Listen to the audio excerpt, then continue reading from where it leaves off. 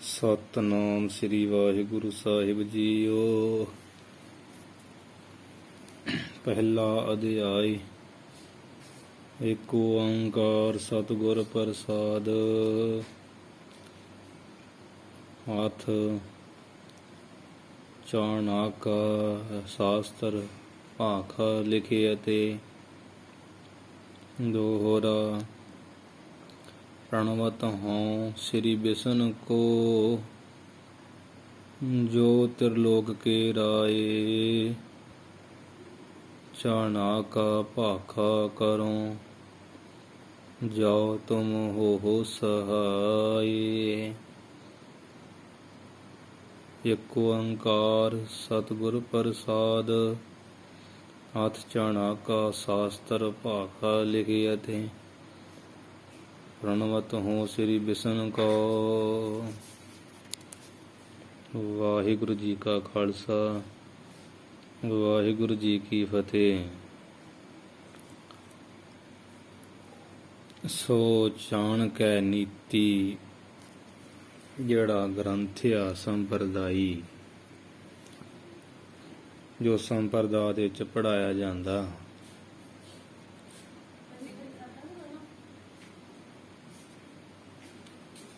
ਉਹਦੀ ਵਿਚਾਰ ਆਪਾਂ ਜਿਹੜੀ ਅੱਜ ਕਰਨ ਲੱਗੇ ਆ। ਇਹ ਰਾਜਨੀਤੀ ਦਾ ਬਹੁਤ ਹੀ ਮਹਾਨ ਗ੍ਰੰਥ ਆ, ਜੋ ਕਿ ਚਾਣਕੇ ਲਿਖੀ ਹੋਇਆ ਵਾ। ਚਾਣਕ ਰਿਖੀ ਦੀ ਵੰਸ਼ ਵਿੱਚ ਪੈਦਾ ਹੋਣ ਵਾਲਾ ਇੱਕ ਨੀਤੀ ਵੇਤਾ ਪੰਡਿਤ ਸੀ, ਜਿਹਦੀ ਬਣਾਈ ਚਾਣਕੇ ਨੀਤੀ ਪ੍ਰਸਿੱਧ ਹੈ।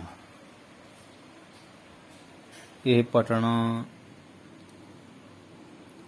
ਪਤੀ ਜੋ ਰਾਜਾ ਚੰਦਰਗੁਪਤ ਮੌਰੀਆ, ਜਿਹਨੂੰ ਇਹਨੇ ਆਪ ਬਣਾਇਆ ਸੀ ਮੰਤਰੀ, ਰਾਜਾ ਉਹਦਾ ਮੰਤਰੀ ਬਣਿਆ ਤੇ ਆਪਣੀ ਬੜੀ ਚਤੁਰਾਈ ਬਲ ਨਾਲ ਨੰਦ ਵੰਸ਼ ਦਾ ਪਦਮ ਨੰਦ ਦੇ ਪੁੱਤਰ 8 ਤੇ 9ਵਾਂ ਉਹਦਾ ਪਿਓ ਉਹਨਾਂ ਦਾ ਰਾਜਾ ਨਾਸ ਕਰਕੇ ਤੇ ਚੰਦਰਗੁਪਤ ਨੇ ਮਹਾਰਾਜਾ ਬਣਾਇਆ ਸੀ। ਤੇ ਜਿਹੜਾ ਰਾਖਸ਼ ਮੰਤਰੀ ਬਣਿਆ ਸੀ ਮਹਾਪਦਮ ਦਾ, ਮਹਾਨੰਦ ਦਾ ਜਾਂ ਪਦਮਨੰਦ ਦਾ, ਉਹਦੀ ਥਾਂ ਚੰਦਰਗੁਪਤ ਮੌਰੀਆ ਨੇ ਇਹਨੂੰ ਦਿੱਤੀ। ਤੇ ਆਪ ਰਾਜਾ ਭਾਵੇਂ ਚਾਣਕੇ ਰਿਸ਼ੀ ਦਾ ਬਣਾਇਆ ਹੋਇਆ ਹੀ ਸੀ, ਫਿਰ ਵੀ ਰਾਜਾ ਬਣ ਕੇ ਇਹਨੂੰ ਉਪਕਾਰ ਨਾ ਭੁਲਾਇਆ। ਆਪ ਯਾਦ ਰੱਖਿਆ, ਸਦਾ ਅਹਿਸਾਨ ਨਹੀਂ ਭੁਲਾਇਆ ਆਪਣਾ।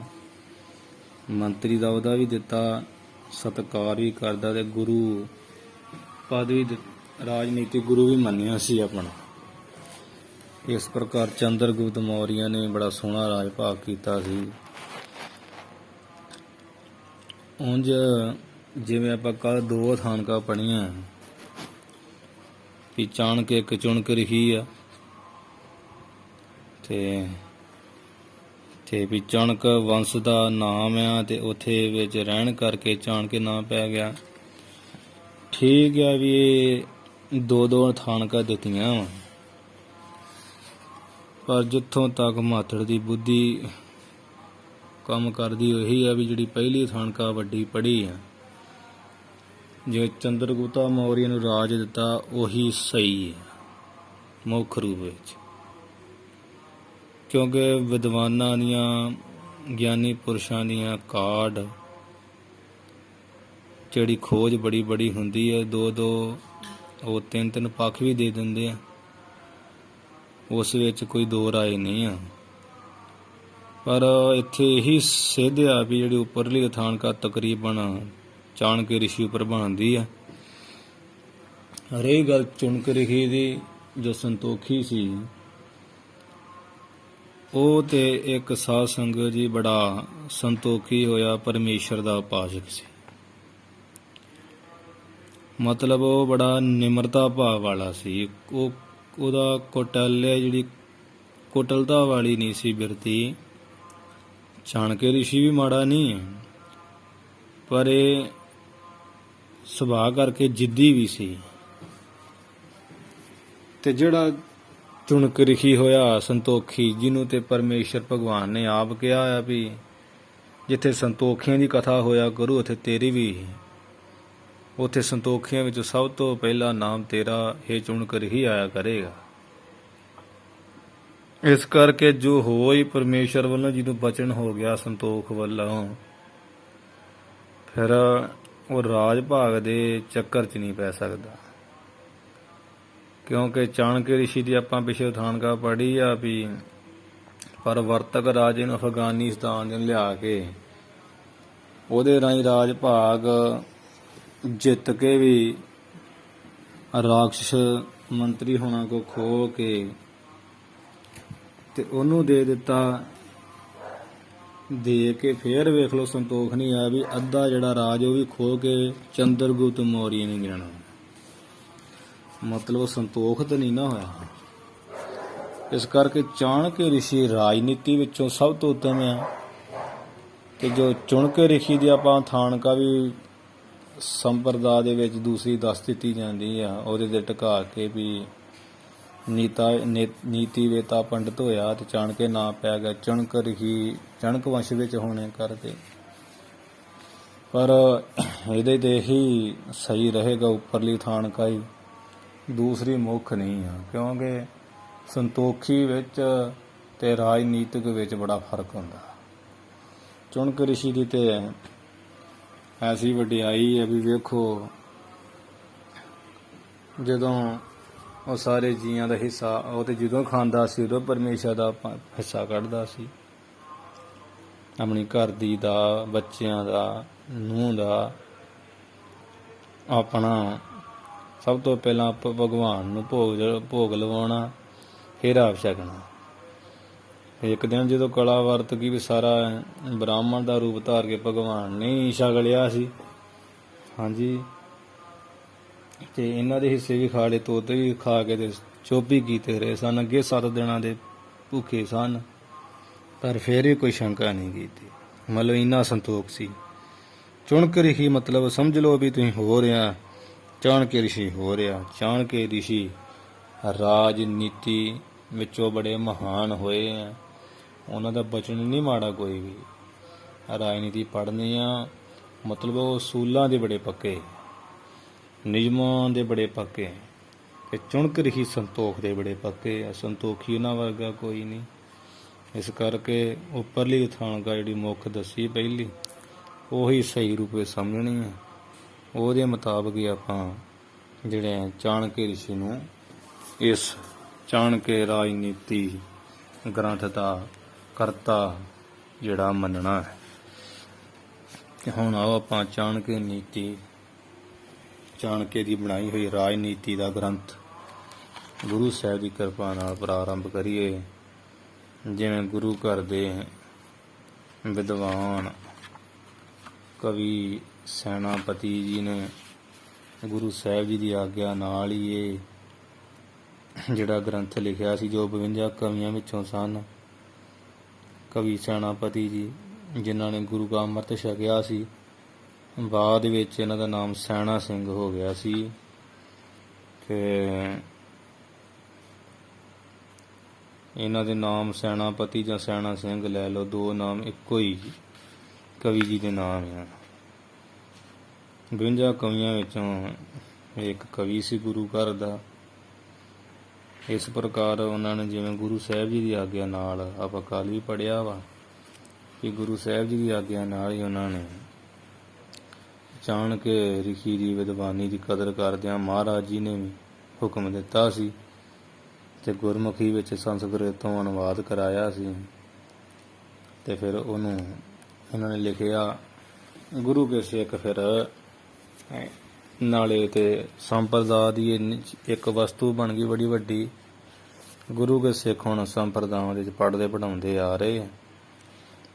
ਮਾਤੜ ਨੇ ਵੀ ਇੱਥੇ ਮਹਿਤਾ ਵਿਖੇ ਰਹਿੰਦਿਆਂ ਦਮਦਮੀ ਟਕਸਾਲ ਵਿੱਚ ਉਸਤਾਦ ਬਰਜਿੰਦਰ ਸਿੰਘ ਉਹਨਾਂ ਪਾਸੋਂ ਇਹ ਚਾਣਕੇ ਨੀਤੀ ਗ੍ਰੰਥ ਪੜ੍ਹਿਆ ਆ। ਆਓ ਆਪਾਂ ਹੁਣ ਇਹਦੀ ਵਿਚਾਰ ਜਿਹੜੀ ਹੈ ਰਲ ਮਿਲ ਕੇ ਜਿਹੜੀ ਕਰੀ। ਪਾਠ ਭੇਦ ਬਹੁਤ ਆ ਜਾਂਦੇ ਆ ਗ੍ਰੰਥਾਂ ਵਿੱਚ, ਕਈ ਮਹਾਂਪੁਰਸ਼ਾਂ ਨੇ ਇਹਦੇ ਟੀਕੇ ਕੀਤੇ ਚਾਣਕੇ ਜੀ ਦੇ, ਪਰ ਸਹੀ ਰੂਪ ਵਿੱਚ ਜੇ ਵੇਖਿਆ ਜਾਏ ਗਲਤੀਆਂ ਜਿਹਦੇ ਵਿੱਚ ਕੋਈ ਵਿਰਲੀ ਵਾਂਝੀ ਕੋਈ ਦਿਖੇਗੀ, ਉਹ ਹੈ ਸੁਰਜੀਤ ਸਿੰਘ ਸੇਵਾ ਪੰਥੀ ਮਹੰਤ। ਉਹਨਾਂ ਮਹਾਂਪੁਰਸ਼ਾਂ ਨੇ ਸੇਵਾ ਪੰਥੀ ਵਾਲਿਆਂ ਨੇ ਪੰਜ ਗ੍ਰੰਥਾਵਲੀ ਲਿਖੀ ਹੈ। ਗ੍ਰੰਥ ਭਾਵ ਸਮਰਤ ਵੀ ਦਾ ਟੀਕਾ ਕੀਤਾ, ਸਟੀਕ ਕੀਤਾ ਸੰਪਰਦਾਈ। ਇਸੇ ਪ੍ਰਕਾਰ ਸਾਰ ਗਦਾਵਲੀ ਦਾ ਚਾਣਕੇ ਰਾਜਨੀਤੀ ਸਟੀਕ ਸੰਪਰਦਾਈ, ਅਧਿਆਤਮ ਪ੍ਰਕਾਸ਼ ਤੇ ਵਿਚਾਰਮਾਲਾ ਭਾਵ ਵਿਚਾਰ ਭੰਡਾਰ ਲਿਖਿਆ ਹੁੰਦਾ। ਉਹਨਾਂ ਨੇ ਬਹੁਤ ਸੋਹਣਾ ਲਿਖਿਆ, ਮਤਲਬ ਪਾਠ ਵੀ ਬੜੇ ਸੋਧੇ ਹੋਏ। ਆਪਾਂ ਇਸ ਤਰ੍ਹਾਂ ਜਿਹੜੇ ਜਿੰਨੀ ਕੋਸ਼ਿਸ਼ ਹੋ ਗੁਰੂ ਸਾਹਿਬ ਕਿਰਪਾ ਕਰਨਗੇ ਉਹਦੇ ਨਾਲ ਪਾਠਾਂ ਦੀ ਸੋਧ ਸੁਧਾਈ ਕਰਦੇ ਜਾਵਾਂਗੇ। ਸੋ ਆਓ ਆਪਾਂ ਚਾਣਕੇ ਗ੍ਰੰਥ ਨੂੰ ਪੜ੍ਹਨਾ ਕਰੀਏ, ਮਾਰੇ ਕਿਰਪਾ ਕਰਨ ਇਹਦੀ ਕਥਾ ਵੀ ਕਰਵਾ ਲੈਣ। ਚਲੋ ਪੜ੍ਹਨ 'ਚ ਭਾਵੇਂ ਸੌਖਾ ਹੀ ਆ, ਪਰ ਇਹਦੇ ਵਿੱਚ ਗਿਆਨ ਬਹੁਤ ਹੈ। ਗੱਲ ਗਿਆਨ ਦੀ। ਕਠਨ ਲਿਖਿਆ, ਜਿਹੜਾ ਸੁਖਾਲਾ ਲਿਖਿਆ, ਸੁਗਮ ਲਿਖਿਆ, ਇਹਦੇ ਵਿੱਚ ਕੋਈ ਗੱਲ ਨਹੀਂ। ਗੱਲ ਤੇ ਹੈ ਸਿਧਾਂਤ ਲੈਣ ਦੀ। ਸੋ ਰਹੋ ਵਿਚਾਰਾ ਆਪਾਂ ਗੁਰੂ ਸਾਹਿਬ ਦੀ ਕਿਰਪਾ ਨਾਲ ਪੜ੍ਹੀਏ। ਪਹਿਲਾ ਅਧਿਆਏ ਹੈ ਤੇ ਇਹਦੇ ਵਿੱਚ ਜਿਹੜੇ ਸਾਰੇ ਅਧਿਆਏ ਆ ਉਹ 16 ਹੈ।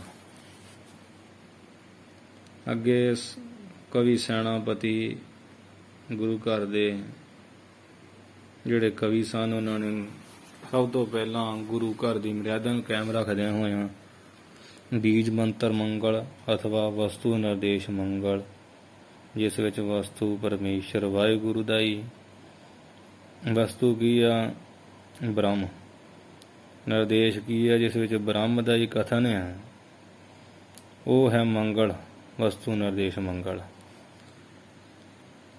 ਇਸ ਪ੍ਰਕਾਰ ਮੰਗਲ ਕਰਦੇ ਵਸਤੂ ਨਿਰਦੇਸ਼ ਮੰਗਲ। ਏਕ ਓੰਕਾਰ ਸਤਿਗੁਰ ਪ੍ਰਸਾਦ।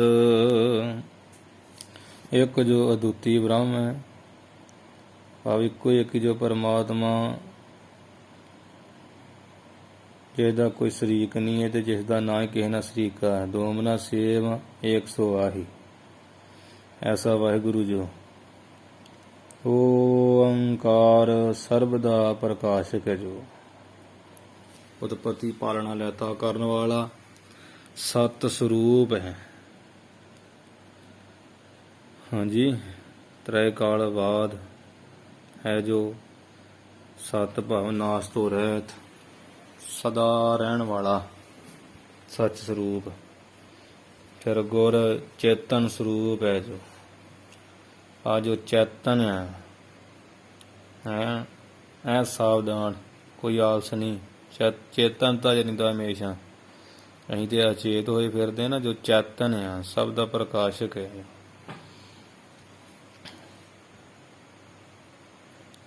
ਪ੍ਰਸਾਦ ਅੱਗੇ ਸਤਿਗੁਰ ਪ੍ਰਸਾਦ। ਪ੍ਰਸਾਦ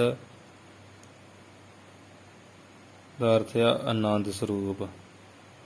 ਓੰਕਾਰ ਸਰਬ ਦਾ ਪ੍ਰਕਾਸ਼ਕ, ਸਤ ਸਰੂਪ ਆ, ਗੁਰਚੇਤਨ ਸਰੂਪ ਆ ਤੇ ਪ੍ਰਸਾਦ ਆਨੰਦ ਸਰੂਪ ਆ। ਸਿਧਾਰਥ ਸਤ ਚੇਤਨ ਆਨੰਦ ਸਰੂਪ ਜੋ ਇੱਕ ਓੰਕਾਰ ਵਾਹਿਗੁਰੂ ਹੈ। ਤੇ ਐਸੇ ਇੱਕ ਓੰਕਾਰ ਵਾਹਿਗੁਰੂ ਦੀ ਸਤਿਗੁਰ ਪ੍ਰਸਾਦ, ਸਤਿਗੁਰ ਦੀ ਕਿਰਪਾ ਦੁਆਰਾ ਪ੍ਰਾਪਤੀ ਹੈ। ਤੇ ਜੋ ਪ੍ਰਸਾਦ ਕਹੀਏ ਹਮੇਸ਼ਾ ਹੀ ਬਖਸ਼ਿਸ਼ਾਂ ਕਰਦਾ, ਕਿਰਪਾ ਹੀ ਕਰਦਾ, ਉਸ ਅਕਾਲ ਪੁਰਖ ਦੀ ਸਤਿਗੁਰੂ ਪੂਰਿਆਂ ਦੀ ਮਦਦ ਨਾਲ ਪ੍ਰਾਪਤੀ ਹੈ। ਸਤਿਗੁਰੂ ਪੂਰਿਆਂ ਦੀ ਕਿਰਪਾ ਨਾਲ। ਕਿਹੜੇ ਸਤਿਗੁਰੂ? ਸਤਿਪੁਰਖ ਜਿਨ ਜਾਣਿਆ ਸਤਿਗੁਰ ਤਿਸ ਕਾ ਨਾਉ, ਤਿਸ ਕੈ ਸੰਗ ਸੇ ਖੋਦਰ, ਨਾਨਕ ਹਰ ਗੁਣ ਗਾਓ। ਸਤਿਗੁਰੂ, ਉਸ ਸਤਿਗੁਰੂ ਦੀ ਕਿਰਪਾ ਨਾਲ ਇੱਕ ਓੰਕਾਰ ਵਾਹਿਗੁਰੂ ਦੀ ਪ੍ਰਾਪਤੀ ਹੈ। ਹੱਥ ਚਣਾਕਾ ਸ਼ਾਸਤਰ ਭਾਖਾ ਲਿਖੇ ਅਤੇ ਇਹ ਵਿਦਵਾਨ ਕਈ ਖਰੜਿਆਂ 'ਚ ਇਹ ਬਚਨ ਮਿਲਦੇ, ਕਈ 'ਚ ਨਹੀਂ ਮਿਲਦੇ। ਇਵੇਂ ਵਿਦਵਾਨ ਲਿਖ ਲੈਂਦੇ ਆ ਵੀ ਚਲੋ ਇਹਦੇ ਵਿੱਚ ਕੋਈ ਗਲਤੀ ਵੀ ਨਹੀਂ ਆ। ਆਥ ਦਾ ਅਰਥ ਹੁੰਦਾ ਹੁਣ ਜਾਂ ਆਪ, ਪਰ ਆਥ ਦੇ ਅਰਥ ਕਈ ਆ। ਆਪਾਂ ਇੱਥੇ ਵਿਸਥਾਰ ਦੀ ਬਹੁਤੀ ਜ਼ਰੂਰਤ ਨਹੀਂ ਆ, ਕਿਉਂਕਿ ਆਪਾਂ ਇੱਥੇ ਚਣਾਕਾ ਸ਼ਾਸਤਰ ਗ੍ਰੰਥ ਪੜ੍ਹਨ ਲੱਗੇ ਆ। ਆਥ ਦਾ ਤੇ ਬੜੇ ਸ਼ਾਸਤਰਾਂ ਨੇ ਵੀ ਨਿਰਣੇ ਕੀਤੇ ਅਰਥ ਕਿਉਂ ਲਿਖਿਆ ਜਾਂਦਾ। ਸਾਰਾ ਵਿਚਾਰ ਇਹਦੀ ਵਿਚਾਰ ਆਪਾਂ ਅੱਗੇ ਵੀ ਦੱਸਿਆ ਵੀ ਜਦੋਂ ਬਚਿੱਤਰ ਨਾਟਕ ਦੀ ਕਥਾ ਕੀਤੀ ਹੈ ਨਾ, ਉੱਥੇ ਅਰਥ ਦਾ ਅਰਥ ਬੜਾ ਸੋਹਣਾ ਕੀਤਾ, ਜਿੰਨਾ ਕੁ ਸਮਝ ਪਿਆ ਮਤਲਬ ਖੋਲ ਕੇ ਬੋਲਿਆ ਉੱਥੇ, ਉੱਥੋਂ ਵੀ ਸੁਣ ਸਕਦੇ ਆਪਾਂ। ਅਰਥ ਚਣਾਕਾ, ਹੁਣ ਜੋ ਚਣਾਕਾ ਰਿਸ਼ੀ ਆ ਤੇ ਉਹਨਾਂ ਦਾ ਲਿਖਿਆ ਹੋਇਆ ਸੰਸਕ੍ਰਿਤ ਵਿੱਚ ਜੋ ਗ੍ਰੰਥ ਹੈ ਚਣਾਕਾ ਜਾਂ ਚਾਣਕਯ ਸ਼ਾਸਤਰ, ਹਾਂਜੀ ਸ਼ਾਸਤਰ ਗ੍ਰੰਥ ਜੋ ਸੰਸਕ੍ਰਿਤ ਵਿੱਚ ਲਿਖਿਆ ਸੀ, ਭਾਖਾ ਲਿਖਿਆ ਤੇ ਉਸ ਨੂੰ ਸਰਲ ਭਾਸ਼ਾ ਵਿੱਚ, ਭਾਖਾ ਦਾ ਅਰਥ ਸਰਲ ਭਾਸ਼ਾ ਵਿੱਚ, ਜਿਹੜੀ ਆਮ ਬੋਲ ਚਾਲ ਜਿਹੜੀ ਲੋਕ ਬੋਲੀ ਨਾ, ਜਿਹੜੀ ਸਮਝ ਪੈ ਜਾਂਦੀ ਹੈ ਉਹਨੂੰ ਕਹੀਦਾ ਭਾਖਾ। ਉਹ ਭਾਸ਼ਾ ਵਿੱਚ ਲਿਖਿਆ ਤੇ ਕਵੀ ਸੈਨਾਪਤੀ ਜੀ ਕਹਿੰਦੇ ਆ ਲਿਖਿਆ ਤੇ ਅਸੀਂ ਲਿਖਦੇ ਹਾਂ, ਲਿਖ ਰਹੇ ਹਨ। ਹੁਣ ਅਸੀਂ ਚਣਾਕਾ ਸ਼ਾਸਤਰ ਜਿਹੜਾ ਗ੍ਰੰਥ ਆ ਨਾ, ਚਾਣਕੀ ਰਿਸ਼ੀ ਦਾ ਲਿਖਿਆ ਹੋਇਆ, ਜੋ ਚੰਦਰਗੁਪਤ ਮੌਰੀਆ ਆਦਿ ਨੂੰ ਸਿੱਖਿਆ ਦਿੰਦੇ ਰਹੇ ਆ ਰਾਜਨੀਤੀ ਦੀ, ਉਹਨੂੰ ਆਮ ਸਰਲ ਭਾਸ਼ਾ, ਆਮ ਲੋਕ ਬੋਲੀ ਵਿੱਚ, ਸਿੱਧੀ ਭਾਸ਼ਾ ਵਿੱਚ ਲਿਖਿਆ ਤੇ ਲਿਖ ਰਹੇ ਹਾਂ, ਲਿਖਦੇ ਹਾਂ। ਤੇ ਕਈ ਥਾਵਾਂ ਤੇ ਏਕ ਓਂਕਾਰ ਸਤਿਗੁਰ ਪ੍ਰਸਾਦ ਤੋਂ ਬਾਅਦ ਲਿਖਿਆ ਵਾ ਚਾਣਕਯ ਰਾਜਨੀਤੀ, ਹਾਂਜੀ ਇਹ ਚਾਣਕਯ ਰਾਜਨੀਤੀ ਦਾ ਲਿਖਿਆ ਗ੍ਰੰਥ, ਥੋੜਾ ਦਾ ਵੇਰਵਾ ਦੇ ਦਿੱਤਾ, ਉਹ ਆਪਾਂ ਪਿਛੇ ਥਾਣਕੇ ਵਿੱਚ ਪੜ੍ਹ ਹੀ ਲਿਆ ਸਾਰਾ। ਸੋ ਅੱਗੇ ਦੋਹਰਾ ਆਰੰਭ ਹੁੰਦਾ, ਭਾਵ ਨਮਸਕਾਰ ਆਤਮਕ ਮੰਗਲ ਕਰ ਰਹੇ ਹੁਣ, ਕਿਉਂਕਿ ਪ੍ਰਣਵਤ ਕਰਦੇ ਨਾ ਤੇ ਨਮਸਕਾਰ ਆਤਮ ਮੰਗਲ ਆ ਹੁਣ ਕਵੀ ਜੀ ਕਰ ਰਹੇ। ਦੋਹਰਾ ਪ੍ਰਣਵਤ ਹਉ ਸ੍ਰੀ ਬਿਸ਼ਨ ਕੋ, ਇੱਥੇ ਹਉ ਪਾਠ ਜਿਹੜਾ ਹੈ, ਹਾਹੇ ਕਨੌੜਾ ਉੱਤੇ ਬਿੰਦੀ, ਹਉ ਪਾਠ, ਹਾਹੇ ਹੋੜਾ ਬਿੰਦੀ, ਹਉ ਪਾਠ ਨਹੀਂ, ਕਨੌੜੇ ਨਾਲ ਪਾਠ ਹੈ, ਠੀਕ ਹੈ ਜੀ। ਤੇ ਸ੍ਰੀ ਬਿਸ਼ਨ ਕੋ ਪਾਠ ਆ ਪਹਿਲਾ, ਕਈ ਪਾਠ ਕਉ ਪਾਠ ਵੀ ਕਰਦੇ, ਸ੍ਰੀ ਬਿਸ਼ਨ ਕਉ, ਭਾਵ ਕਾਕਾ ਊੜੇ ਔਂਕੜ, ਉਹ ਦੂਜਾ ਪਾਠ ਕਰ ਲਿਓ। ਤੇ ਜਿਹੜਾ ਕੱਕੇ ਹੋੜਾ ਕੋ, ਉਹ ਮੁੱਖ ਪਾਠ, ਪਹਿਲਾ ਪਾਠ।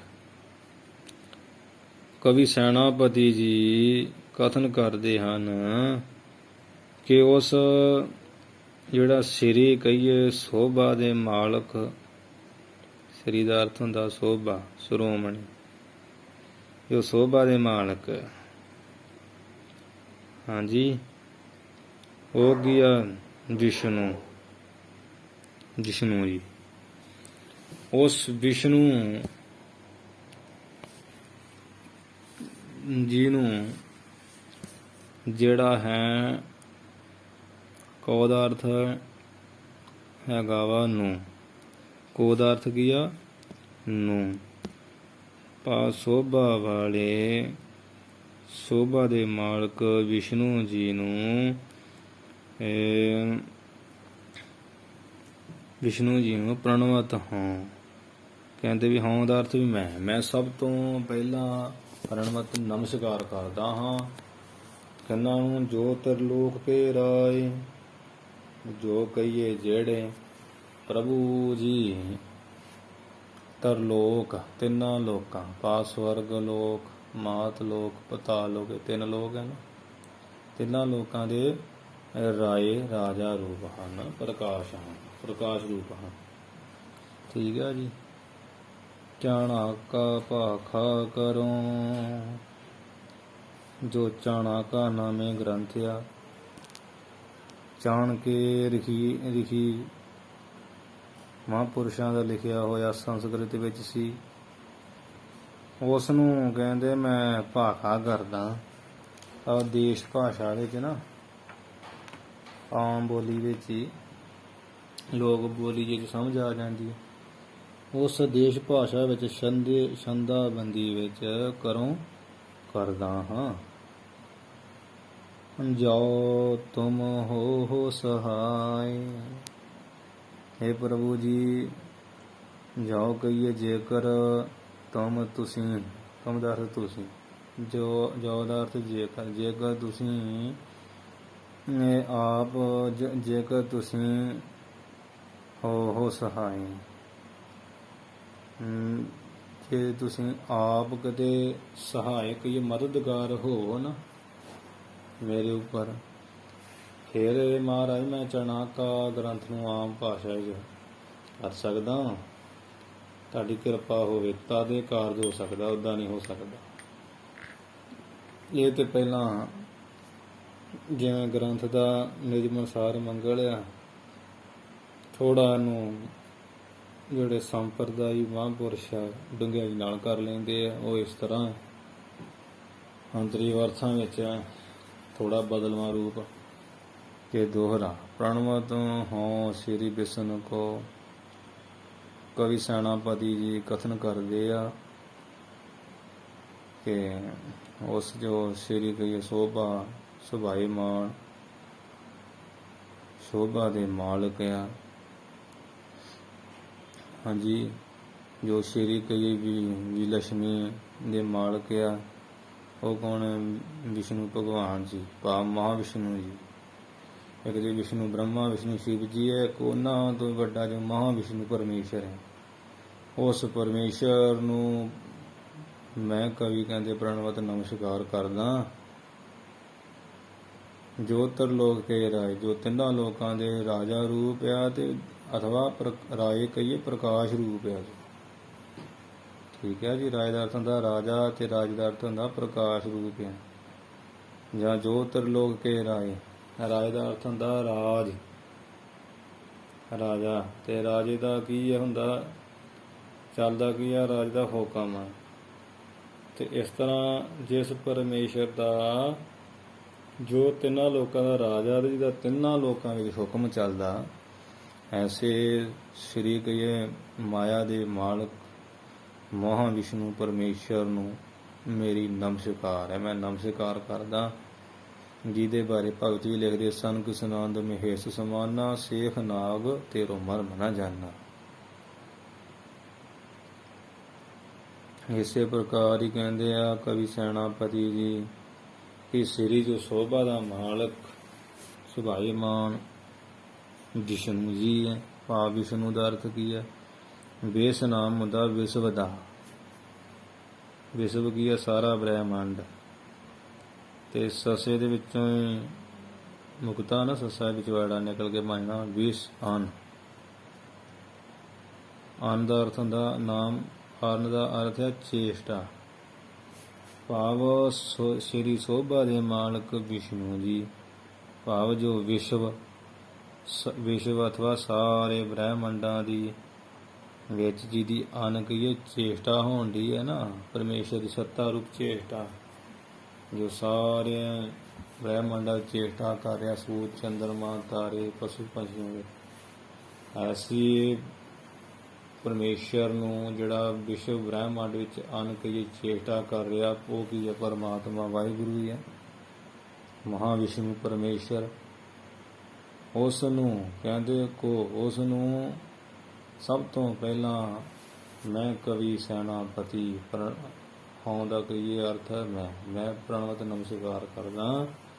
ਜੋ ਤਰਲੋਕ ਕੇ ਰਾਏ, ਜੋ ਤਿੰਨਾਂ ਲੋਕਾਂ ਦੇ ਰਾਜਾ ਰੂਪ ਹਨ, ਪ੍ਰਕਾਸ਼ ਰੂਪ ਹਨ। ਚਾਣਕਾ ਭਾਖਾ ਕਰੋ। ਤੇ ਜੋ ਚਾਣਕਾ ਨਾਮੇ ਗ੍ਰੰਥ ਆ, ਚਾਣਕੇ ਰਿਸ਼ੀ ਦਾ ਲਿਖਿਆ ਹੋਇਆ, ਕਹਿੰਦੇ ਮਾਂ ਭਾਸ਼ਾ ਵਿੱਚ ਕਰਦਾ। ਜੋ ਤੁਮ ਹੋ ਸਾਈ, ਜੇਕਰ ਹੈ ਸਾਰੇ ਬ੍ਰਹਿਮੰਡਾਂ ਚੇਸ਼ਟਾ ਕਰਨ ਵਾਲੇ ਮਹਾਂਵਿਸ਼ਨੂੰ ਪਰਮੇਸ਼ਰ, ਜੇਕਰ ਤੁਸੀਂ ਮੇਰੇ ਸਹਾਇਤਾ ਕਰਨ ਵਾਲੇ ਹੋ, ਜੇ ਤੁਸੀਂ ਮੇਰੇ ਮਦਦਗਾਰ ਹੋ ਤਾਂ ਹੀ ਕਾਰਜ ਹੋ ਸਕਦਾ, ਨਹੀਂ ਤੇ ਮੇਰੇ ਵੱਸ ਦੀ ਗੱਲ ਨਹੀਂ ਹੈ। ਠੀਕ ਹੈ ਜੀ।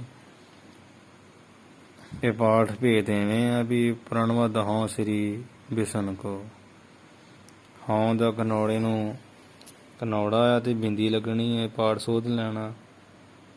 ਤੇ ਕਈ ਜਿਹੜਾ ਪਾਠ ਕਰਦੇ ਸ੍ਰੀ ਬਿਸ਼ਨ ਕਉ, ਜੇ ਕੱਕਾ ਊੜੇ ਔਂਕੜ ਕਉ ਆ ਤੇ ਤਾਂ ਵੀ ਅਰਥ ਨੂੰ ਹੀ ਬਣਨਾ, ਜੇ ਕੱਕੇ ਹੋੜਾ ਕੋ ਆ ਤੇ ਤਾਂ ਵੀ ਅਰਥ ਨੂੰ ਹੀ ਬਣਨਾ। ਮਤਲਬ ਕੱਕੇ ਹੋੜਾ ਜਿਹੜਾ ਕੋ ਪਾਠ ਆ ਨਾ, ਇਹ ਪਹਿਲਾ ਪਾਠ ਲਿਖਣਾ, ਕਾਕਾ ਊੜੇ ਔਂਕੜ ਜਿਹੜਾ ਪਾਠ ਇਹਨੂੰ ਦੂਜਾ ਲਿਖਣਾ। ਠੀਕ ਹੈ ਜੀ। ਤੇ ਦੂਸਰਾ ਜਿਹੜੀ ਤੋਕਿਆ ਜਿੱਥੇ ਲਿਖਿਆ ਆਪਾਂ ਪਾਠ ਅਰਥ ਕੀਤਾ, ਚਾਣਾ ਕਾ ਭਾਖਾ ਕਰੋ, ਕਿ ਚਾਣਾ ਕਾ ਨਾਮੇ ਜਿਹੜਾ ਗ੍ਰੰਥ ਆ ਉਹਨੂੰ ਜੋ ਚਾਣਕੇ ਰਿਸ਼ੀ ਦਾ ਲਿਖਿਆ ਹੋਇਆ ਉਹਨੂੰ ਮੈਂ ਆਮ ਭਾਸ਼ਾ ਵਿੱਚ ਕਰਦਾ। ਤੇ ਦੂਸਰਾ ਪਾਠ ਇਹ ਆ ਚਾਣਕ ਹੈ, ਚੱਚੇ ਕੰਨਾ ਨਾਣਾ ਕੱਕਾ ਤੇ ਪੌਣਾ ਜਈਆ, ਚਾਣਕੈ ਭਾਖਾ ਕਰੋ। ਭਾਵ ਚਾਣਕੈ ਕਹੀਏ ਜੋ ਚਾਣਕੇ ਰਿਸ਼ੀ ਦਾ ਲਿਖਿਆ ਹੋਇਆ ਚਾਣਕੇ ਰਾਜਨੀਤੀ ਗ੍ਰੰਥ ਆ ਨਾ, ਉਹਨੂੰ ਮੈਂ ਆਮ ਭਾਸ਼ਾ ਆਮ ਬੋਲਚਾਲੀ ਲੋਕ ਬੋਲੀ ਵਿੱਚ ਕਰਦਾ ਹਾਂ। ਜੋ ਤੁਮ ਕਰੋ ਜੋ ਤੁਮ ਹੋ ਸਹਾਇ, ਤੇ ਜੋ ਦਾ ਇੱਥੇ ਆਪਾਂ ਜੱਜੇ ਕਨੌੜਾ ਜੋ ਪਾਠ ਕੀਤਾ, ਇਹੀ ਪਹਿਲਾ ਪਾਠ। ਕਈ ਥਾਵਾਂ ਤੇ ਜੱਜਾ ਊੜੇ ਔਂਕੜ ਜੋ ਅਰਥ ਇੱਕ ਹੀ ਹੈ, ਜੇਕਰ ਅਰਥ ਇਹਦਾ ਜੇਕਰ ਹੀ ਹੋਣਾ ਹੈ। ਭਾਵੇਂ ਜੱਜੇ ਕਨੌੜਾ ਤੇ ਜੱਜਾ ਊੜੇ ਔਂਕੜ ਪਾਠ ਆ, ਅੱਖਰ ਜੇਕਰ ਹੀ ਹੋਣਾ। ਇਸ ਕਰਕੇ ਮੁੱਖ ਪਾਠ ਆ ਜੱਜੇ ਕਨੌੜਾ ਜਾਓ, ਇਹ ਪਹਿਲਾ ਪਾਠ, ਤੇ ਜੱਜਾ ਊੜੇ ਔਂਕੜ ਜਾਓ ਇਹ ਦੂਜਾ ਪਾਠ, ਇਹ ਕਰਨਾ। ਬਾਕੀ ਜੋ ਤੁਮ ਹੋ ਸਹਾਇ ਇਹ ਪਾਠ ਸਹੀ ਕਰ ਲੈਣੇ, ਅਰਥ ਇਹਦਾ ਹੋ ਚੁੱਕਾ ਹੈ। ਕਿਉਂਕਿ ਜਿਹੜਾ ਗ੍ਰੰਥ ਜਦੋਂ ਪ੍ਰਾਰੰਭ ਕੋਈ ਕਰੀਏ, ਫਿਰ ਉਹਦੇ ਵਿੱਚ ਥੋੜ੍ਹੀ ਸੂਖਮ ਵਿਚਾਰ ਸ਼ੁਰੂ 'ਚ ਆਰੰਭ 'ਚ ਹੋ ਜਾਂਦੀ। ਅੱਜ ਪਹਿਲਾ ਦਿਨ ਆ, ਇਹ ਗੱਲਾਂ ਅਰਥ ਵੀ ਜਿਹੜਾ ਪਹਿਲੇ ਦੌਰੇ ਦਾ ਇੱਦਾਂ ਦੁਬਾਰਾ ਕਰਨ ਵਾਸਤੇ ਸਮਝਣ ਵਾਸਤੇ ਥੋੜ੍ਹਾ ਸਮਾਂ ਲੱਗ ਜਾਂਦਾ। ਸੋ ਆਓ ਆਪਾਂ ਦੂਸਰਾ ਦੌਰਾ ਪੜ੍ਹੀਏ ਹੁਣ। ਪਿਛਲੇ ਦੌਰੇ ਦੀ ਸਮਝ ਆ ਗਈ ਨਾ, ਸੌਖਾ ਹੀ ਤੇ ਹੈ, ਬੋਲਿਆ ਵੀ ਕਿੰਨੀ ਆ ਰਹੇ। ਦੋਹਰਾ ਬਹੁ ਸ਼ਾਸਤਰ ਅਵਲੋਕ ਕੈ, ਅਵਲੋਕ ਦੇ ਵਾਵੇ ਨੂੰ ਵੀ ਸਿਆਰੀ, ਬਾਕੀ ਪਾਠ ਠੀਕ ਹੈ। ਬਹੁ ਕਹੀਏ ਬਹੁਤ ਸਾਰੇ ਹੋਰ ਵੀ ਰਾਜਨੀਤੀ ਆਦਿ ਦੇ ਜਿਹੜੇ ਸ਼ਾਸਤਰ ਪੁਸਤਕ ਗ੍ਰੰਥ ਆ ਨਾ, ਤੇ ਅਵਲੋਕ ਕਹੀਏ ਦੇਖ ਪੜ੍ਹ ਕੈ ਦਾ ਅਰਥ ਕਰਕੇ, ਦੇਖ ਪੜ੍ਹ ਕੇ ਸੁੰਦਰ ਬਚਨ ਨਿਕਾਰ, ਉਹਨਾਂ ਵਿੱਚੋਂ ਬਹੁਤ ਜਿਹੜੇ ਸੁੰਦਰ ਕਹੀਏ ਸੋਹਣੇ ਭਾਵ ਚੰਗੇ ਲਾਭ ਦੇਣ ਵਾਲੇ ਲਾਭਦਾਈ ਬਚਨ ਨਿਕਾਰ ਕਹੀਏ ਕੱਢ ਕੇ। ਹਾਂਜੀ, ਬਹੁਤ ਸਾਰੇ ਰਾਜਨੀਤੀ ਦੇ ਜਿਹੜੇ ਪੁਸਤਕ ਆ ਨਾ, ਕਵੀ ਜੀ ਕਹਿੰਦੇ ਇਹਨਾਂ ਨੂੰ ਪੜ੍ਹ ਸੁਣ ਕੇ ਉਹਨਾਂ ਵਿੱਚੋਂ ਚੰਗੇ ਜਿਹੜੇ ਬੋਲ ਆ, ਸੁੰਦਰ ਬਚਨ ਆ, ਚੰਗੀਆਂ ਸਾਰ ਸਿਧਾਂਤ ਦੀਆਂ ਜਿਹੜੀਆਂ ਗੱਲਾਂ ਬਚਨ ਆ, ਉਹ ਨਿਕਾਰ ਕਹੀਏ ਕੱਢ ਕੇ ਭਾਵ ਚੁਣ ਕੇ। ਰਾਜਨੀਤ ਸਮੂਹ ਕੋ, ਸਮੂਹ ਕਹੀਏ ਸਾਰੀ ਰਾਜਨੀਤੀ ਕੋ ਦਾ ਅਰਥ ਨੂੰ, ਸਾਰੀ ਰਾਜਨੀਤੀ ਨੂੰ, ਸਮੂਹ ਦਾ ਅਰਥ ਸਾਰੀ ਰਾਜਨੀਤੀ ਨੂੰ ਸ੍ਰੇਸ਼ਟ ਰਾਜ ਕਰਨ ਦੀਆਂ ਜੁਗਤੀਆਂ ਦੁਆਰਾ ਜਿਹੜਾ ਵਾ ਸਮੂਹ ਕੋ, ਰਾਜਨੀਤ ਸਮੂਹ ਕੋ, ਸਾਰੀ ਰਾਜਨੀਤੀ ਇਹਨੂੰ ਜਿਹੜਾ ਨਾ ਸ੍ਰੇਸ਼ਟ ਰਾਜ ਕਰਨ ਦੀ ਜਿਹੜੀ ਜੁਗਤੀਆਂ ਦੁਆਰਾ ਵਰਣਨ ਕਰੋ ਵਿਥਾਰ, ਕਹਿੰਦੇ ਵਿਥਾਰ ਕਹੀਏ ਵਿਸਥਾਰ ਕਰਕੇ, ਵਰਣਨ ਕਥਨ ਕਰਦਾ ਹਾਂ, ਵਰਣਨ ਕਥਨ ਕਰਦਾ ਹਾਂ, ਵਰਣਨ ਕਰਦਾ ਹਾਂ। ਅਰਥਾਤ ਜਿਹੜੇ ਵੀ ਹੋਰ ਰਾਜਨੀਤੀ ਦੇ ਗ੍ਰੰਥ ਆ ਨਾ, ਉਹਨਾਂ ਵਿੱਚੋਂ ਚੰਗੀਆਂ ਚੰਗੀਆਂ ਵਧੀਆ ਵਧੀਆ ਜਿਹੜੀਆਂ ਗੱਲਾਂ ਵਾ ਉਹਨਾਂ ਨੂੰ ਖੋਲ੍ਹ ਕੇ ਇਹ ਚਣਾਕਾਨਾਮੇ ਜਿਹੜਾ ਗ੍ਰੰਥ ਇਹ 'ਚ ਬਣਾਵਾਂਗਾ, ਭਾਵ ਵਿਸਥਾਰ ਸਹਿਤ ਬਿਆਨ ਕਰਾਂਗਾ। ਹੋਰ ਵੀ ਇਹਦੇ ਵਿੱਚ ਕਈ ਕੁਝ ਮੈਂ ਕਥਨ ਕਰਾਂਗਾ। ਇਸ ਕਰਕੇ ਕਹਿੰਦੇ ਧਿਆਨ ਨਾਲ ਦੇ ਕੇ ਪੜ੍ਹੋ, ਇਹਦੇ ਵਿੱਚ ਮੈਂ ਬਹੁਤ ਕੁਝ ਤੁਹਾਨੂੰ ਦੇਣਾ ਹੈ। ਇਹ ਗੱਲ ਜਿਹੜੀ ਆ ਉਹ ਕਵੀ ਸੈਨਾਪਤੀ ਜੀ ਆਪਣੇ ਵੱਲੋਂ ਕਹਿ ਰਹੇ। ਸ਼ਬੈ ਜੋ ਯਹ ਸ਼ਾਸਤਰ ਪੜ੍ਹੈ, ਸੋ ਨਰ ਚਾਤਰਤਾ ਪਾਵੈ। ਹੁਣ ਸ਼ਬੈ ਛੰਦ ਆ ਗਿਆ ਤੇ ਕਵੀ ਜੀ ਨੂੰ ਇੱਥੇ ਪ੍ਰਸ਼ਨ ਖੜਾ ਹੁੰਦਾ ਵੀ ਇਹ ਗ੍ਰੰਥ ਤੇ ਪੜ੍ਹਨ ਦਾ ਫਲ ਕੀ ਹੋਵੇਗਾ। ਇਹ ਕਵੀ ਜੀ ਤੁਸੀਂ ਇਹ ਗ੍ਰੰਥ ਭਾਸ਼ਾ ਵਿੱਚ ਬਣਾ ਰਹੇ ਹੋ, ਇਹਦੇ ਪੜ੍ਹਨ ਦਾ ਫਲ ਕੀ ਪ੍ਰਾਪਤ ਹੋਵੇਗਾ। ਤੇ ਇਹ ਸ਼ਾਸਤਰ ਨੂੰ ਪੜ੍ਹਨ ਦਾ ਜਿਹੜਾ ਮਹਾਤਮ ਹੈ ਨਾ, ਉਹ ਹੁਣ ਦੱਸ ਰਹੇ ਸ਼ਬੈ ਛੰਦ 'ਚ। ਜੋ ਇਹ ਸ਼ਾਸਤਰ ਪੜ੍ਹੈ, ਕਹਿੰਦੇ ਵੀ ਜੋ ਕਹੀਏ ਜਿਹੜਾ ਮਨੁੱਖ ਇਹ ਕਹੀਏ ਇਸ ਨੂੰ ਜਾਂ ਇਸ ਜਿਹੜਾ ਇਸ ਗ੍ਰੰਥ ਨੂੰ, ਸ਼ਾਸਤਰ ਨੂੰ, ਚਣਾਕਾ ਸ਼ਾਸਤਰ ਗ੍ਰੰਥ ਨੂੰ ਵਿਚਾਰ ਦੇ ਸਹਿਤ ਕਿਸੇ ਚੰਗੇ ਉਸਤਾਦ ਦੁਆਰਾ, ਬੁੱਧੀਮਾਨ ਉਸਤਾਦ ਦੁਆਰਾ ਪੜ੍ਹਿਆ ਕਹੀਏ ਪੜ੍ਹਨਾ ਕਰੇਗਾ, ਉਹਨੂੰ ਕੀ ਫਲ ਹੋਊਗਾ। ਕਹਿੰਦੇ ਸੁਣੋ, ਸੋ ਨਰ ਚਾਤਰਤਾ ਪਾਵੈ। ਸੋ ਨਰ, ਉਹ ਜਿਹੜਾ ਨਰ ਮਨੁੱਖ ਆ ਨਾ, ਪੁਰਸ਼ ਆ, ਦੁਨੀਆਦਾਰੀ ਦੀ ਚੰਗੀ ਤਗੜੀ ਜਿਹੜੀ ਚਾਤਰਤਾ ਸਿਆਣਪ ਵਾਲੀ ਅਕਲ ਨੂੰ ਜਿਹੜਾ ਪਾਵੇਗਾ, ਪ੍ਰਾਪਤ ਕਰ ਲੂਗਾ। ਭਾਵ ਉਹ ਮਨੁੱਖ ਹਰੇਕ ਗੱਲ ਵਿੱਚ ਹੀ ਸਿਆਣਾ ਸਮਝਦਾਰ ਹੋਊਗਾ। ਸਿੱਧਾ ਜਿਹਾ ਅਰਥ ਜੋ ਇਹ ਸ਼ਾਸਤਰ ਪੜ੍ਹੇ, ਜੋ ਵੀ ਇਸ ਗ੍ਰੰਥ ਸ਼ਾਸਤਰ ਨੂੰ ਪੜ੍ਹੇਗਾ ਨਾ, ਚਣਾਕਾ ਰਾਜਨੀਤੀ ਨੂੰ, ਸੋ ਨਰ ਚਾਤਰਤਾ ਪਾਵੈ। ਉਹ ਮਨੁੱਖ ਸੂਝ ਸਿਆਣਪ, ਬੜੀ ਵੱਡੀ ਚਾਤਰਤਾ ਸਿਆਣਪ ਪਾਵੇਗਾ, ਪ੍ਰਾਪਤ ਕਰ ਲਵੇਗਾ। ਇਹ ਫਲ ਆ। ਪਹਿਲਾ ਇਹ ਦੱਸਣ ਦੇ, ਹੁਣ ਦੂਜਾ ਦੱਸਣ ਲੱਗੇ। ਜੋ ਇਹ ਸ਼ਾਸਤਰ ਪੜ੍ਹੈ, ਅਰਥ ਇਹਦਾ ਉਹੀ ਵਾਰ ਆ ਜਾਣਾ ਇੰਨੀ ਗੱਲ ਦਾ। ਇਸ ਕਰਕੇ ਇੱਥੇ ਥੋੜ੍ਹੀ ਬਹੁਤੀ ਵਿਚਾਰ ਨਹੀਂ ਦੇਣੀ ਬਾਰ। ਜਿਹੜਾ ਵੀ ਮਨੁੱਖ ਕਹਿੰਦੇ ਇਸ ਚਣਾਕਾ ਸ਼ਾਸਤਰ ਨੂੰ ਪੜ੍ਹੇਗਾ, ਪਰਮ ਉਪਦੇਸ਼ ਦ੍ਰਿੜਾਵੈ, ਉਹ ਵੱਡੀ ਭਾਵ, ਪਰਮ ਦਾ ਅਰਥ ਹੁੰਦਾ ਵੱਡਾ ਜਾਂ ਵੱਡੀ, ਠੀਕ ਹੈ ਜੀ। ਪਰਮ ਦਾ ਅਰਥ ਹੁੰਦਾ ਵੱਡਾ।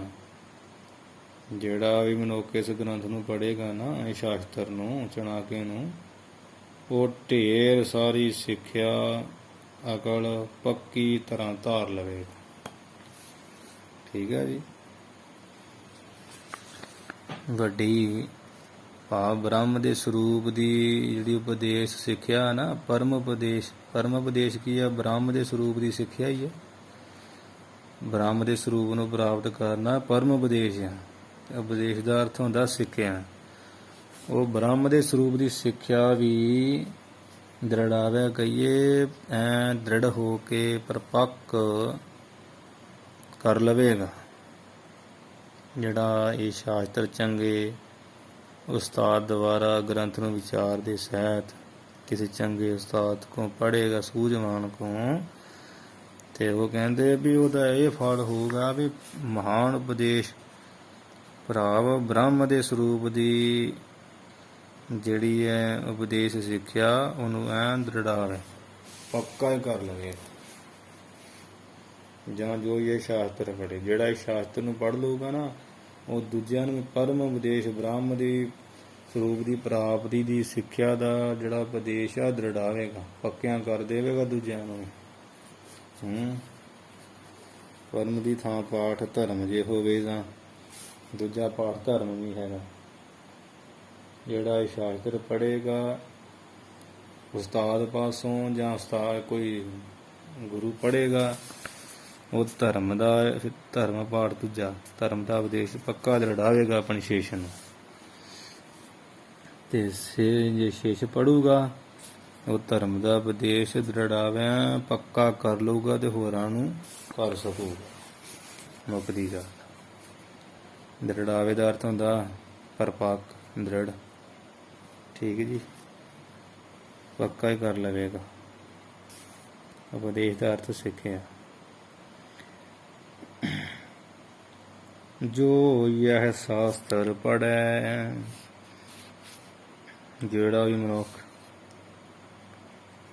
ਯਹ ਕਹੀਏ ਰਾਜਨੀਤੀ ਦੇ ਚਣਾਕਾ ਸ਼ਾਸਤਰ ਗ੍ਰੰਥ ਨੂੰ ਚੰਗੇ ਉਸਤਾਦ ਦੁਆਰਾ ਪੜ੍ਹੇਗਾ। ਇਹ ਅਰਥ ਬਾਰ-ਬਾਰ ਆਪਾਂ ਲਾ ਸਕਦੇ ਹਾਂ। ਸਮਝਦਾਰ ਵਾਸਤੇ ਬਾਰ-ਬਾਰ ਲਾਉਣ ਦੀ ਜ਼ਰੂਰਤ ਨਹੀਂ, ਇੱਕੋ ਵਾਰੀ ਕਹਿ ਦਿਓ ਆਪੇ ਸਮਝੋ।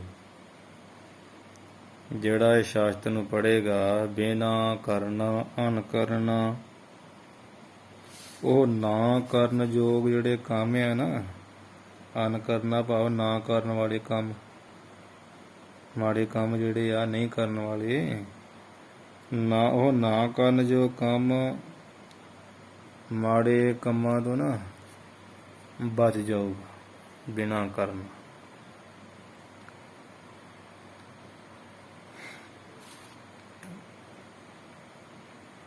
ਕਰਨ ਦਾ ਅਰਥ ਹੁੰਦਾ ਕਰਨ ਯੋਗ, ਕੰਮ ਤੋਂ ਰਹਿਤ, ਅਤੇ ਅਨ ਕਰਨਾ ਹੁੰਦਾ ਜਿਹੜੇ ਵੀ ਨਾ ਕਰਨ ਯੋਗ ਕੰਮ ਹੈ। ਕਿਹੜਾ ਕਰਨਾ ਵਾ ਕਿਹੜਾ ਨਹੀਂ ਕਰਨਾ, ਇਹਦੀ ਉਹ ਸਮਝ ਪਾ ਲਵੇ। ਭਾਵ ਵੀ ਉਹ ਅਨ ਕਰਨਾ ਕਹੀਏ ਨਾ ਕਰਨ ਜੋ ਜਿਹੜੇ ਕੰਮਾਂ ਦੇ ਕਰਨਾ ਨਾ, ਕਰਨ ਵੱਲੋਂ ਬਿਨਾਂ ਰਹਿਤ ਹੋ ਜਾਊਗਾ। ਜਿਹੜਾ ਸ਼ਾਸਤਰ ਪੜੂਗਾ ਨਾ,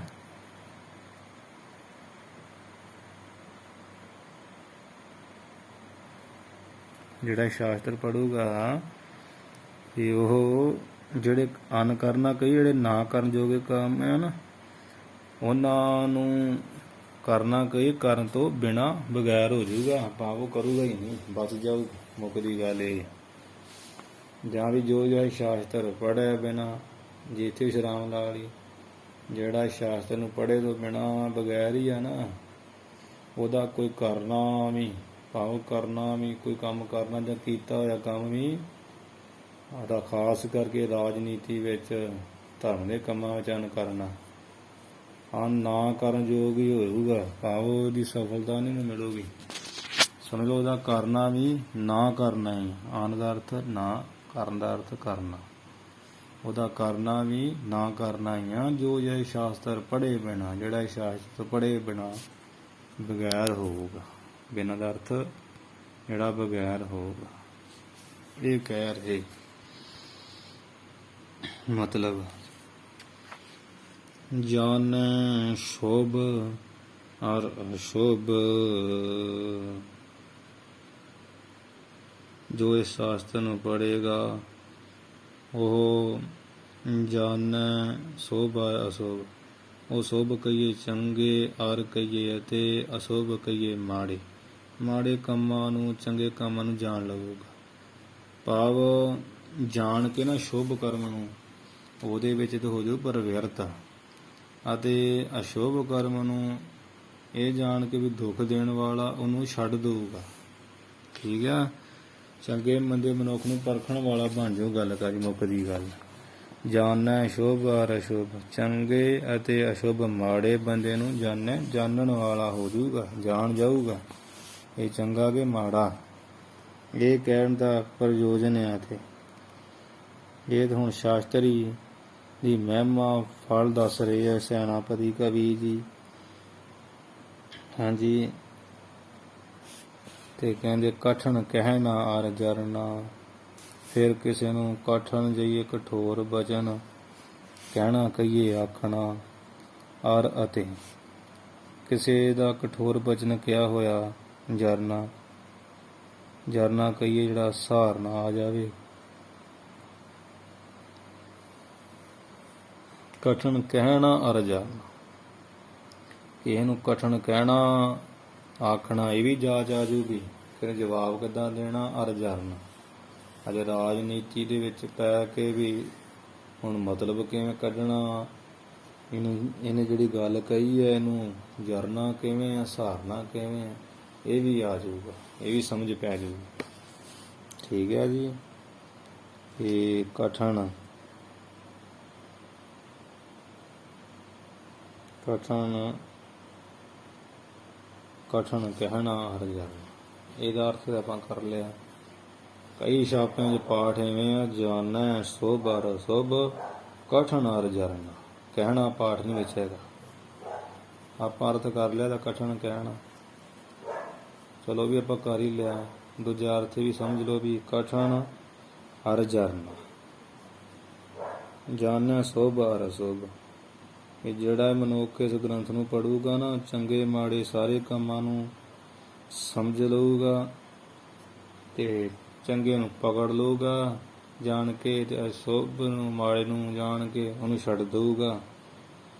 ਤੇ ਕਠਨ ਅਰ ਜਰਨਾ, ਹਰੇਕ ਜਿਹੜੀ ਕਠਨ ਕਹੀਏ ਮੁਸ਼ਕਿਲ ਆ ਨਾ, ਭੀੜ ਆ, ਔਖਾ ਵੇਲਾ, ਕਠਨ ਸਮਾਂ, ਉਹਨੂੰ ਤੇ ਖਿੜੇ ਮੱਥੇ ਸਾਹਮਣਾ ਕਰਨ ਦੇ ਯੋਗ ਹੋ ਜਾਊਗਾ, ਉਹਨੂੰ ਜਰਨ ਦੇ ਯੋਗ ਹੋ ਜਾਊਗਾ, ਸਹਾਰਨ ਦੇ ਯੋਗ ਹੋ ਜਾਊਗਾ। ਠੀਕ ਹੈ ਜੀ। ਇਹ ਗ੍ਰੰਥ ਨੂੰ ਪੜ੍ਹੇ ਦਾ ਇਹ ਫਲ ਹੈ। ਯਾ ਮਹਿ ਬੁੱਧ ਕੀ ਬ੍ਰਿਧ ਹੋਵੈ,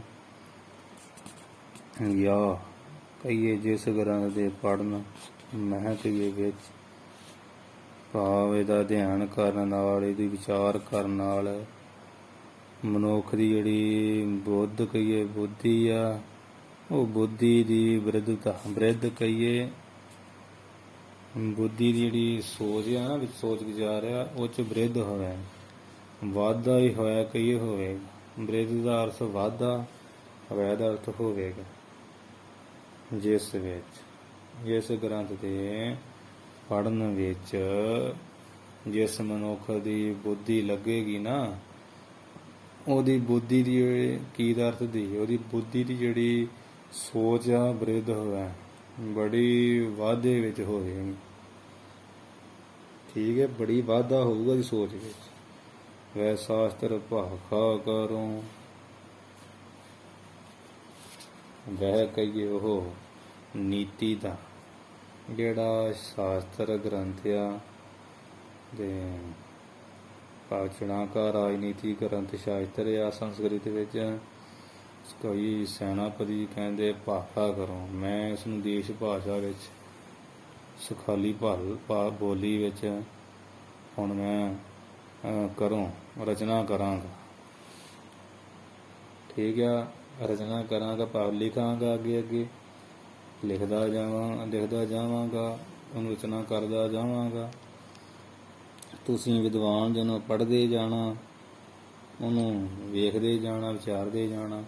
ਸਰਬੱਗ ਹੋਏ ਨਰ ਜੋ ਪੜ੍ਹੈ, ਹੋਰ ਮਹਾਤਮ ਦੱਸਦੇ ਅਖੀਰਲੀ ਤੁਕ ਵਿੱਚ, ਜੋ ਪੜ੍ਹੇ, ਜਿਹੜਾ ਵੀ ਨਰ ਜੋ ਪੜ੍ਹੇ, ਜਿਹੜਾ ਵੀ ਨਰ ਮਨੁੱਖ ਇਸ ਚਣਾਕ ਜਾਂ ਚਾਣ ਕੇ ਰਾਜਨੀਤੀ ਗ੍ਰੰਥ ਨੂੰ ਵਿਚਾਰ ਦੇ ਸਹਿਤ ਆਪ ਇਕੱਲਾ ਬਹਿ ਕੇ ਜਾਂ ਚੰਗੇ ਉਸਤਾਦ ਕੋਲੋਂ ਪੜ੍ਹਨਾ ਕਰੇਗਾ, ਉਹ ਮਨੁੱਖ ਦਾ ਇਹ ਫਲ ਹੋਣ ਮਨੁੱਖ ਨੂੰ ਸਰਬੱਗ ਹੋਏ। ਉਹ ਸਰਬ ਦਾ ਅਰਥ ਸਾਰੇ, ਗੈਰ ਦਾ ਅਰਥ ਦਾ ਗਿਆਨ, ਸਾਰੇ ਗਿਆਨ ਦੇ ਯੋਗ ਹੋ ਜਾਏਗਾ। ਆ ਸਰਬੱਗ ਵੀ ਸਭ ਕੁਝ ਜਾਣਨ ਵਾਲਾ ਹੋ ਜਾਏਗਾ। ਸਰਬੱਗ ਦਾ ਅਰਥ ਦਾ ਸਭ ਕੁਝ ਜਾਣਨ ਵਾਲਾ, ਤੇ ਉਹ ਕੌਣ? ਗਿਆਨ ਵਾਲੀ ਜਾਣਦਾ। ਸਰਬ ਤਰ੍ਹਾਂ ਨਾਲ ਗਿਆਨੀ ਹੋ ਜਾਏਗਾ, ਸਰਬ ਗਿਆਤਾ ਹੋ ਜਾਏਗਾ। ਰਾਜਨੀਤੀ ਵਿੱਚ ਵੀ, ਉਦ ਧਰਮ ਦੇ ਕਰਮ ਵਿੱਚ ਵੀ, ਆਮ ਦੁਨੀਆ ਦੇ ਕਰਮਾਂ ਵਿੱਚ ਵੀ, ਭਾਵ ਸਭ ਕੁਝ ਜਾਣਨ ਦੇ ਯੋਗ ਹੋ ਜਾਏਗਾ। ਰਾਜਨੀਤੀ ਵਿੱਚ ਤੇ ਪੂਰਾ ਹੀ ਨਿਪੁੰਨ ਹੋ ਜਾਊਗਾ ਨਾ, ਕਹਿਣ ਦਾ ਮਤਲਬ ਇਹ, ਰਾਜਨੀਤੀ ਕਰਨ ਵਿੱਚ ਨਹੀਂ ਕੋਈ ਛੱਡੂਗਾ ਕਸਰ। ਰਤਨ ਬਚਨ ਜਾਂ ਮੈਂ ਧਰੋ, ਕਿਉਂਕਿ ਕਹਿੰਦੇ ਮੈਂ ਇਸ ਗ੍ਰੰਥ ਦੇ ਵਿੱਚ, ਯਾਦ ਅਰਥ ਇਸ, ਮੈਂ ਕਹੀਏ ਵਿੱਚ, ਇਸ ਗ੍ਰੰਥ ਦੇ ਵਿੱਚ ਰਤਨ ਜਿਹੜੇ ਹੁੰਦੇ ਨਾ, ਰਤਨ ਅਮੋਲਕ, ਮਾਨਕਾਂ ਦੀ ਨੇ ਜਿਹੜੇ ਅਮੋਲਕ ਬਚਨ ਆ, ਰਤਨ ਕਹੀਏ ਅਮੋਲਕ ਜਿਹੜੇ ਮਾਨਕਾਂ ਦੀ ਨਹੀਂ ਬਚਨ ਆ ਨਾ, ਕਹਿੰਦੇ ਧਰੋਂ ਉਹ ਮੈਂ ਧਰਾਂਗਾ, ਰੱਖ ਦੇਵਾਂਗਾ, ਜਿਸ ਨੂੰ ਪੜ੍ਹ ਸੁਣ ਕੇ ਜੀਵ ਵਿਚਾਰ ਦੇ ਸਹਿਤ ਵਿਚਾਰ ਕੇ ਸਰਬੱਗ ਹੋ ਜੂ, ਗਿਆਨੀ ਹੋ ਜੂ, ਰਾਜਨੀਤੀ ਵਿੱਚ ਨਿਪੁੰਨ ਹੋ ਜੂਗਾ। ਇਸ ਪ੍ਰਕਾਰ ਜਿਹੜਾ ਆਪਾਂ ਤਿੰਨ ਜਿਹੜੇ ਅੱਜ ਪਹਿਲੇ ਦਿਨ ਦੋਰੇ ਕਰ ਲਏ ਆ, ਥੋੜ੍ਹੀ ਜਿਹੀ ਤੇ ਮਿਹਨਤ ਲੱਗ ਗਈ ਆ, ਕੱਲ੍ਹ ਤੋਂ ਸੁਖਾਲਾ ਹੌਲੀ ਹੌਲੀ ਹੋ ਜਾਣਾ। ਅੱਜ ਵੀ ਸੌਖਾ ਹੀ ਆ, ਮਤਲਬ ਥੋੜ੍ਹਾ ਦੱਸਦਿਆਂ ਪਾਠ ਭੇਦ ਕਰਦਿਆਂ ਸਮਾਂ ਹੋ ਗਿਆ। ਸੋ ਹੁਣ ਆਪਾਂ ਇੱਥੇ ਜਿਹੜੀ ਸਮਾਪਤੀ ਕਰੀਏ, ਅੱਗੇ ਤੋਂ ਅੱਗੇ ਗੁਰੂ ਸਾਹਿਬ ਦੀ ਕਿਰਪਾ ਨਾਲ ਪੜ੍ਹਦੇ ਜਾਵਾਂਗੇ। ਅਖੀਰਲੀਆਂ ਪੰਕਤੀਆਂ ਪੜ੍ਹ ਕੇ ਸਮਾਪਤੀ ਕਰੀਏ। ਯੋ ਮੈਂ ਬੁੱਧ ਕੀ ਬ੍ਰਿਧ ਹੋਵੈ, ਵਹ ਸ਼ਾਸਤਰ ਭਾਖਾ ਕਰੋ, ਸਰਬੱਗ ਹੋਏ ਨਰ ਜੋ ਪੜੈ, ਰਤਨ ਬਚਨ ਯਾ ਮੈਂ ਧਰੋਂ। ਵਾਹਿਗੁਰੂ ਜੀ ਕਾ ਖਾਲਸਾ, ਵਾਹਿਗੁਰੂ ਜੀ ਕੀ